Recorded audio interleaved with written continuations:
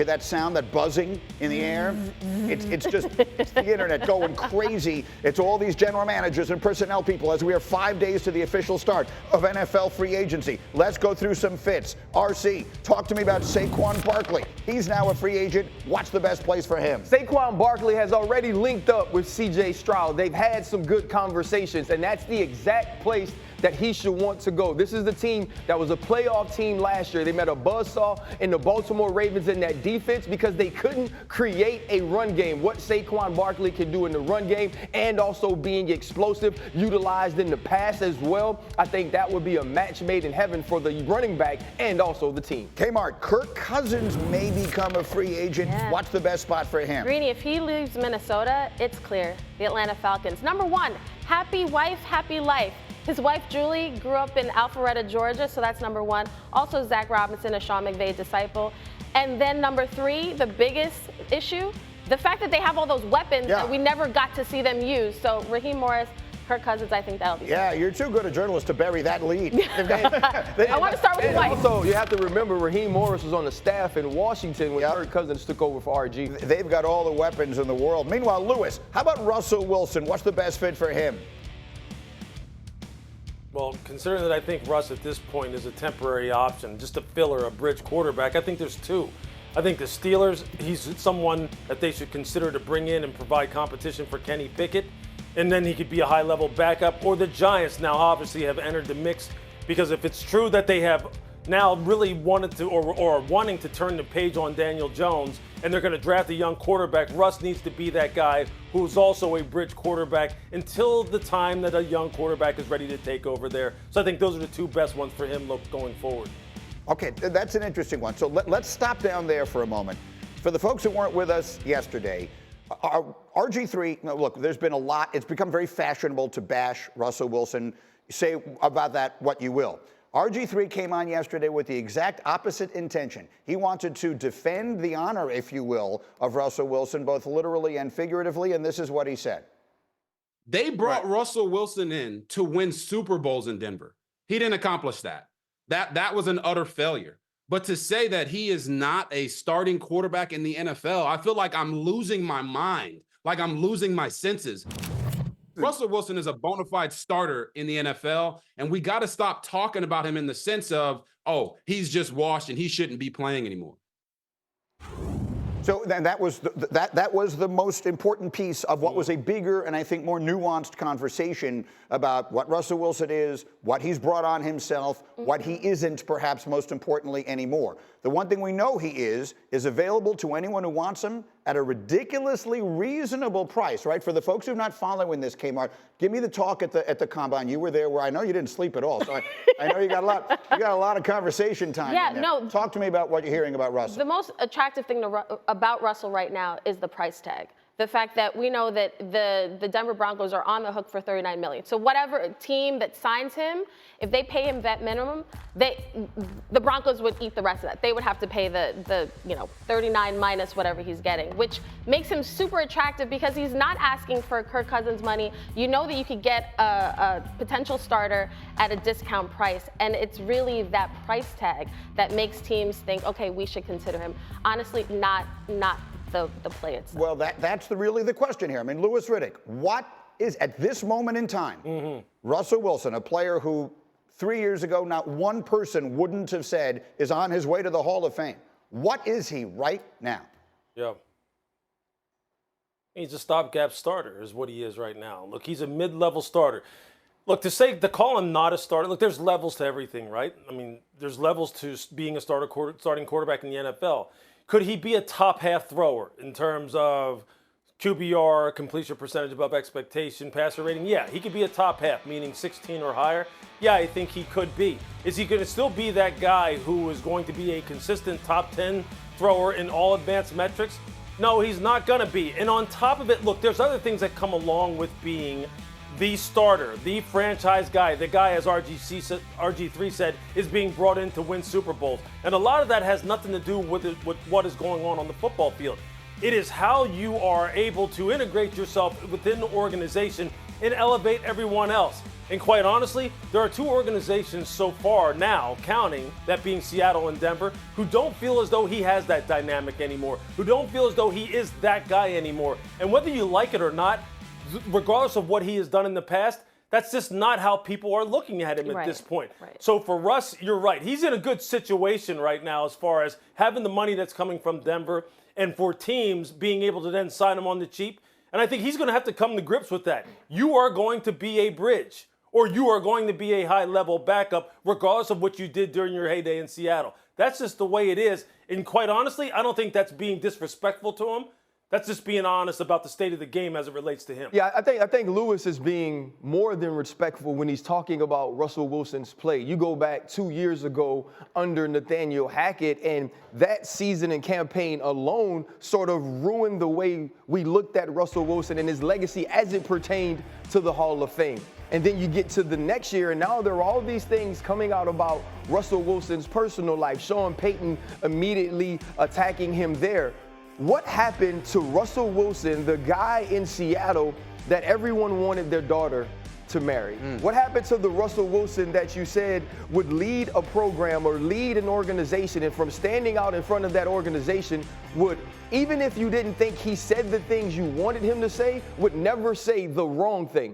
What about that presentation? What about the guy we all applauded and the way that he went about his business? And so now what happens is when that dude doesn't seem to be playing at an elite level, let's dump on him. Let's say that he can't be a part of an organization. Let's say he can't be a part of a locker room. I also don't think that Russell Wilson is a guy that's going to be the franchise starter for the future for a team. But can he play? When you look at last year and the way that he adjusted his game to fit what Sean Payton wanted, he did those things. And so now we're going to look at Russell Wilson and say Russell Wilson can't be a starter, right? No, lies you tell.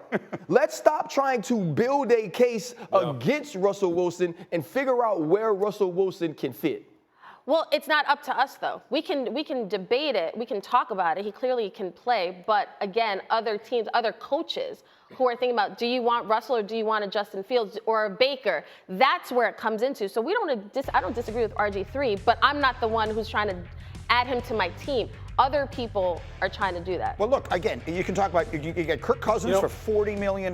You can get Baker Mayfield for some other number of millions of dollars. Yeah. You can get Justin Fields by trading away valuable assets. Or you can get Russell Wilson for absolutely nothing. But you have to look at what you have, though. Like, even talking to an offensive coach yesterday, it was, hey, you need more pieces around him so he can be a point guard facilitator as opposed to the guy running everything. Quick final word, Lewis, go. Yeah, I think the question that every team will have to ask is, look, are you willing to let Russell play the way Russell used to play when everyone used to use the phrase, let Russ cook? And a lot of teams don't want to allow him to play that way. Teams want him to play more in structure, more, I don't want to say regimented, but they want him to really paint by the line, so to speak, paint by the numbers, so to speak. And if you're not willing to let him go ahead and kind of create and do the kind of things off schedule that really made him what he was in Seattle, it's really just not worth it considering all the other things that he may bring to the table. Remember, Andrew Brandt coined this phrase, the greater the talent, the greater the tolerance. I just don't know if Russ's talent at this point is something that will enable people to tolerate all the other things that come along with him. It's just But it's like we don't want to hang around Russ because some people think he's like a little corny. Like you know what I mean? Like, and he showed you that if dealing with this is what quarterbacks do. If I'm in a building that's going to let me do certain things, I'm going to do them. If you're going to let me have an office, I'm going to have an office. If you're going to let me bring my coach in, I'm going to bring the coach in. We heard nothing about Russell Wilson this year with Sean Payton saying that he was pushing back on the rules and regulations of the new head coach. And so we have to stop. To me, we got to stop doing that. Yep, I'm with you. I think that's what RG3 was saying. I think you're 100% right. I think Russell is being viewed from an unfair perspective because people have a perspective on him that they want, and they are pushing that forward. It doesn't mean he's going to be a great player, but he's way better than the way he's being talked about now. Yeah, go ahead, Lewis. The last thing I'm going to say is this, though. I don't know if I don't think people are just creating things. I don't think people are making up things. Okay, everyone has what they like and what they don't like. I don't think people are making up anything against Russell Wilson because they just decided to pick on him. I think this is just the way it is at this point. And look, We can debate this until the cows come home, but the fact of the matter is he's just not going to be looked at as a franchise caliber quarterback that's going to lead a team to the promised land. It's just not that way anymore. That part I all agree with. That part I agree with. Although stranger things have happened than a resurrection of that sort. And 13 months ago, their owner, John Mara, said, we've done everything we could. We've done everything in the world, everything possible to screw this kid up in terms of the structure that they put around him with the coaching staff, the support he had on the offensive line, the support he had at the skill positions, all of it. And then just, in March of last year, almost to the day, they gave him a contract, $36 million signing bonus, $92 million guaranteed. $36 million to sign. That's his money. $92 million virtually guaranteed. He played 6 games this year. He was sacked 30 times in 6 games. Their pass block win rate's in the bottom quarter of the NFL. Andrew Thomas missed time this year. John Michael Schmitz, their center that they drafted out of Minnesota, missed time. Evan Neal is still a work in progress at right tackle, the draft pick out of Alabama. Darren Waller, who they signed from the Raiders, who they got from the Raiders, is a guy who didn't pan out for them in the way that they hoped. They have no weapons on the perimeter, and now all of a sudden, now they're done.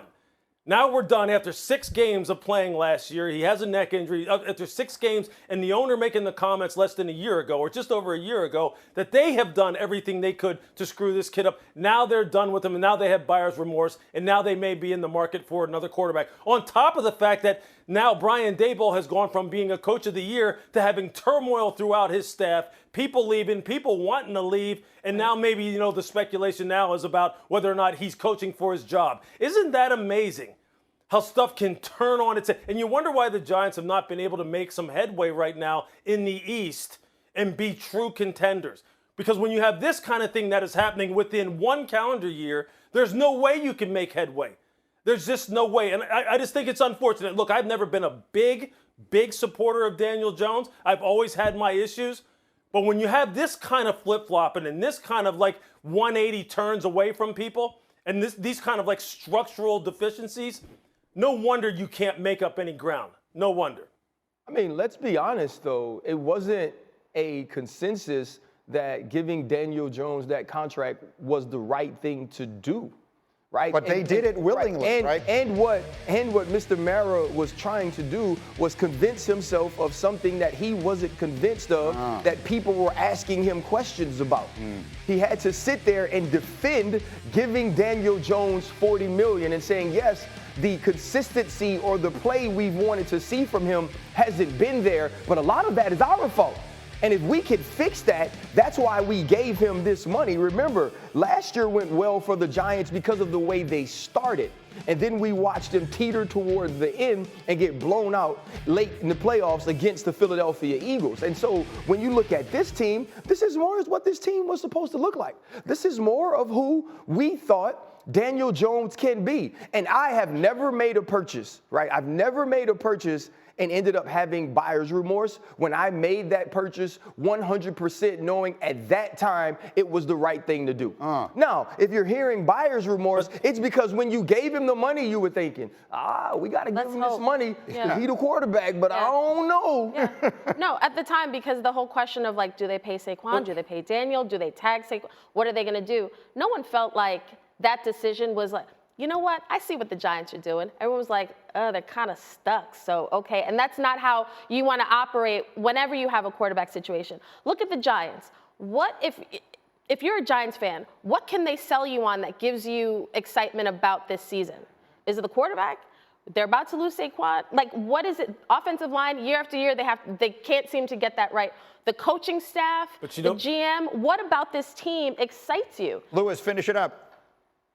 Here's the thing. This is not just a Daniel Jones issue, is my point. And see, that's what John was saying. And I don't think he's trying to convince himself of anything. The facts are what they are. They have not been able to solidify this offensive line. They do not have anybody at wide receiver since going back to the Odell Beckham when he made the catch on Monday Night Football against Dallas. They don't have anybody like that. And the kid got hurt his neck, played 6 games, was getting the crap beat out of him. And now people just want to boil it down to one decision, which is, you know what? Daniel Jones stinks. Let's just reset. That really popular phrase that everyone uses. They just need a reset at the quarterback position. Like, just go, hey, you know what? I just want to kind of like look at the light and forget everything that happened in the past. Boop, and let's just restart. No, they caused this situation. They caused it. He's part of the problem, but they caused the situation. Yeah. I don't think anyone is arguing that. Yeah. That's obvious. Look, if you're going to make a decision of that magnitude without certainty of it, and the proof of the fact that they weren't certain is that they're willing to change their mind this So soon, quickly. yeah. The other thing that struck me, though, Rich Eisen said they're absolutely done with him, but they may be stuck playing him this year. They are. That's Why the are they worst stuck? case Why are they scenario. stuck? Yeah. Because they That's the point. All right.